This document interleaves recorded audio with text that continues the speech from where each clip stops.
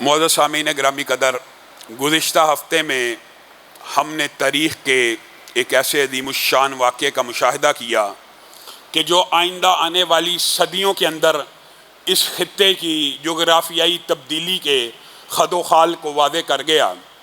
اور میں یہ بات سمجھتا ہوں کہ حالیہ صدی کے اندر مسلمانوں کے لیے اس سے بڑی خوشخبری اور اس سے بڑی دل افروز خبر اور اس سے زیادہ دلوں کو خوش کرنے والی خبر پوری ایک صدی کے اندر مسلمانوں کو نہ ملی۔ اس سے پہلے پاکستان کے آزاد ہونے کی اور اسلامی ریاستوں کے بننے کی خبریں مسلمانوں کو گزشتہ صدی میں ملتی رہی ہیں، لیکن اس صدی کے اندر حالیہ دنوں کے اندر گزشتہ ہفتے جو کابل کے اندر فتح مبین اللہ رب العزت نے مسلمانوں کو عنایت کی ہے، وہ اس صدی کی سب سے بڑی خوشخبری ہے۔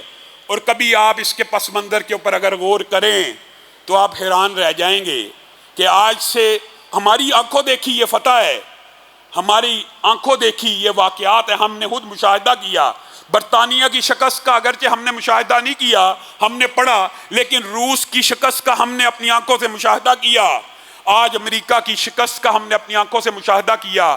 اور 20 سال قبل ملا عمر کے، یہ وہ ملا عمر ہیں کہ جن کا نام لینا پاکستان میں محال تھا، جن کا نام لیا جائے تو لوگ پکڑے جاتے تھے۔ انہوں نے 20 سال قبل ایک بات کہی تھی جو آج بھی میرے کانوں میں گونج رہی ہے، اور وہ الفاظ کیا تھے؟ بش نے میرے سے شکست کا وعدہ کیا ہے اور میرے رب نے میرے سے فتح کا وعدہ کیا ہے۔ میں دیکھنا چاہتا ہوں بش کا وعدہ سچا ہے یا میرے رب کا وعدہ سچا ہے۔ کم من فیۃ قلیلۃ غلبت فیۃ کثیرۃ باذن اللہ، اللہ کہہ رہا ہے کیا تم نے نہیں دیکھا بہت سے قلیل وسائل والے، قلیل تعداد والے کثیر وسائل اور کثیر تعداد کے اوپر غالب آ گئے۔ کس طرح؟ باذن اللہ، اللہ کے حکم سے۔ جو بائیڈن کی تقریر جنہوں نے نہیں سنی سن لیں آج جا کر، ایک نشان عبرت ہے۔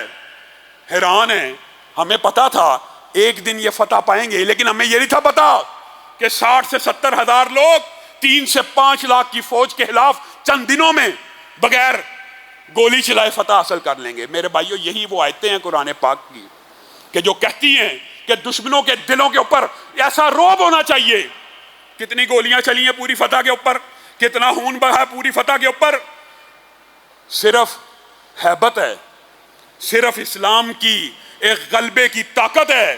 وہاں سے اسلام کے لشکر، حقیقی اسلام کے لشکر جب آ رہے ہیں، کسی کو پستول اٹھانے کی جرت نہیں ہو رہی، کسی کو ہتھیار اٹھانے کی جرت نہیں ہو رہی، سب فرار ہو رہے ہیں مسلمان کی ہیبت سے۔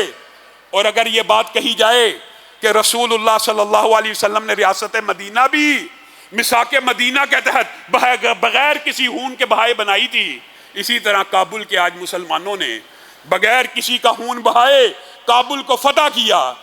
اب وقت آ گیا ہے کہ میثاق مدینہ کی طرح وہ بھی میثاق کے ذریعے، وہ بھی امن امان کے ذریعے، وہ بھی دساتیر کے ذریعے غالب آ جائیں۔ اور آج یہ موقع مسلمانوں کے لیے، اللہ کی قسم صدیوں کے بعد یہ موقع مسلمانوں کو ملا ہے۔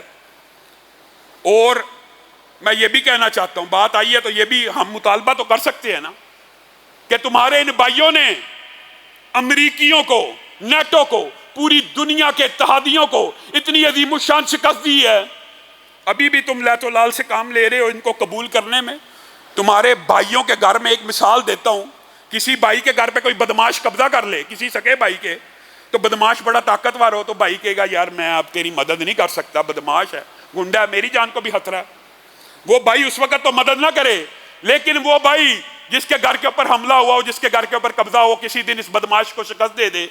ابھی بھی تیرا کام نہیں بنتا کہ تو آگے بڑھ کر امریکہ کی شکست کے اوپر تجھے سوچنے کی ضرورت ہے۔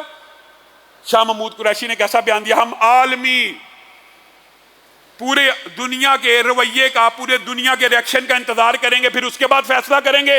اور تمہیں رہنما ہونا چاہیے، تمہیں لوگوں کے لیے مقتدا ہونا چاہیے، تمہیں لوگوں کے لیے امام ہونا چاہیے۔ تم آگے بڑھ کر ان کی حکومت کو قبول کرو۔ ان کا اگر کوئی کچھ نہیں بگاڑ سکا، ان 60-70 ہزار کا، تم تو لاکھوں، تم تو کروڑوں۔ علامہ شہید نے کہا تھا روس امریکہ کی قوتیں اکٹھی ہو جائیں اور صرف پاکستان کے مسلمان مرنے کا عزم کر لیں، اللہ کی قسم شکست نہیں دے سکتے۔ اور مسلمانوں نے آج کابل میں، آج افغانستان میں یہ بات ثابت کر دی ہے روس امریکہ کیا پوری دنیا کی قوتیں اکٹھی ہو کر مسلمانوں کو شکست نہیں دے سکی. لیکن آج وقت آ گیا ہے وہ 1400 سال کا وزڈم، وہ 1400 سال کی اسٹیٹسمین شپ جس کے بارے میں یہ لوگ اعتراض کرتے ہیں کہ مسلمانوں کو اسٹیٹسمین شپ نہیں آتی. یہ 1200 سال کے حکمران، آج میں اپنے افغانی بھائیوں کو بھی کہنا چاہتا ہوں، وہ اسٹیٹسمین شپ، وہ 1400 سال کا تجربہ جہاں تم نے لاکھوں کلومیٹر کے اوپر حکومت کی، آج بروئے کار لانے کی ضرورت ہے. آج اسلام کے ہر قوانین کو، ہر قانون کو وہاں پہ نافذ کرنے کی ضرورت ہے. اور آپ کو بھی بات کہنا چاہتا ہوں، آپ کے لیے بھی سوات کی جعلی ویڈیو کی طرح بہت سے ڈرامے رچانے کی سازشیں بھی چل رہی ہوں گی. آپ نے کسی ڈرامے کے اندر نہیں آنا. آج انڈیا کے مسلمانوں کو بھی سوچنے کی ضرورت ہے. بات آئی ہے تو ہم بھی کہہ سکتے ہیں اور کہنا چاہیے، مسلمان آزاد پیدا ہوتا ہے اور آزاد مرتا ہے. مسلمان کبھی غلام نہیں رہ سکتا. اسلام یہ صرف اسلام بھی نہیں ہے. اگر بات آئی ہے تو پھر حقائق کے اوپر رکھنی چاہیے. اسلام نے دنیا کا کوئی مذہب، عیسائیت بھی ہو، یہودیت بھی ہو، جتنے بھی نبی آئے ایک ہی پیغام لے کے آئے کہ لوگوں کو لوگوں کی غلامی سے نکال کر اللہ کی غلامی میں لے کے جایا جائے. دنیا میں کوئی مذہب بندے کی غلامی کو قبول نہیں کرتا، اور اسلام تو دین حریت ہے. کیا مسلمان غلام زندگی بسر کرے گا؟ کیا مسلمان غلام رہے گا؟ نہیں. مسلمان، اللہ کی قسم انڈیا کے مسلمان بھی غور کریں، مسلمان ساری زندگی غلامی کی زندگی نہیں گزار سکتا. یا وہ ہجرت کرتا ہے یا وہ آزادی کی جد و جہد کرتا ہے. آج میں ہندوستان کے مسلمانوں کو کہنا چاہتا ہوں، یا ہجرت کرو یا آزادی کی جد و جہد کرو. حیدرآباد، جوناگڑھ، دکن، گجرات، یا مسلمان اکثریت کے جو علاقے ہیں، یہاں پہ جد و جہد آزادی کیوں نہیں شروع ہوتی؟ ہونی چاہیے. ہندوستان کے قلب سے نئی مسلم ریاستیں بننی چاہیے. آپ کو افغانستان کے سٹوڈنٹس نے، ان کو طالبان کو تو پابندی لگ جاتی ہے، اس لیے ان کو ہم سٹوڈنٹس کہتے ہیں. یہ فیس بک کا آزادی اظہار ہے کہ طالبان کا لفظ لکھو گے اکاؤنٹ بند. یہ افغانستان کے سٹوڈنٹس آپ کے لیے مشعل راہ ہیں، ہمارے لیے بھی مشعل راہ ہیں. 70 سال سے ہم کشمیر کے ساتھ کھڑے ہیں، انہوں نے 20 سالوں میں پورا وطن آزاد کروا لیا. خان صاحب ریاست مدینہ کے نعرے 3 سال سے سن کے کان پک چکے ہیں. جنہوں نے ریاست مدینہ بنانی ہوتی ہے وہ بنا لیتے ہیں، صرف نعرے اور اعلان نہیں لگاتے.